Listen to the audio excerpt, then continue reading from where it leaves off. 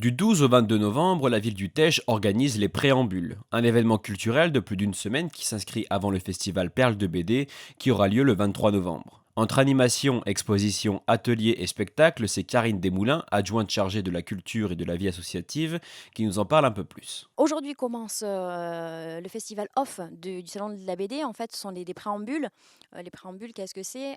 Ce sont des animations qui ont lieu en amont du salon de la BD, donc qui aura lieu le 23 novembre prochain et qui permet d'être un petit peu une avant-première, de commencer à connaître l'univers de la bande dessinée à travers notamment des expositions interactives, comme derrière moi, vous pouvez voir les carnets de cerises, qui est une exposition où les enfants peuvent chacun à leur tour aller découvrir quelques jeux, quelques indices disséminés ça et là.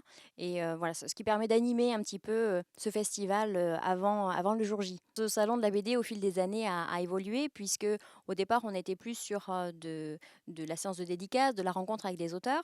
Il y avait également des auteurs qui allaient dans les classes pour présenter leur métier, parce qu'il faut savoir que dans l'univers de la bande dessinée, il y a des coloristes, il y a des dessinateurs, il y a des scénaristes également. Et puis au fil des années, pour coller un petit peu à l'air du temps et puis pour rester en lien avec les attentes du public, ce festival a évolué, notamment depuis la création du pôle culturel, puisque maintenant, euh, hormis les préambules qui ont lieu en amont du festival, il y a également des animations toute la journée, que ce soit des expositions, des ateliers BD. Je voudrais en profiter pour remercier d'ailleurs Arrêt Loisirs qui va, comme chaque année, pouvoir accueillir les enfants pour des ateliers de dessin.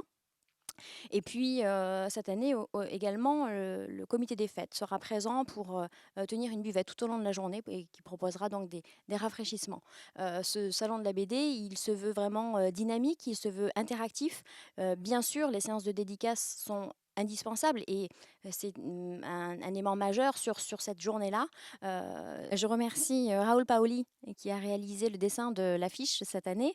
Et puis, parmi la dizaine d'auteurs présents donc le jour J, le 23 novembre, vous pourrez aussi retrouver Troups, qui est l'enfant du pays, puisque Troups est échois.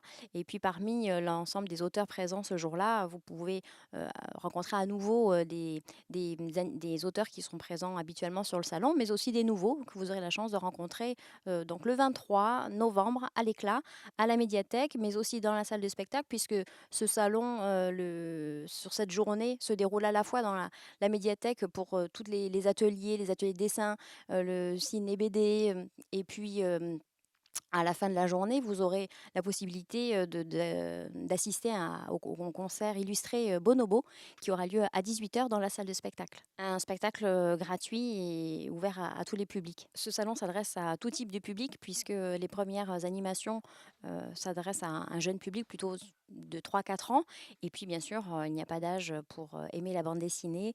Et voilà, même les plus grands sont attendus, les amateurs de bande dessinée sont attendus avec impatience le samedi donc 23 novembre.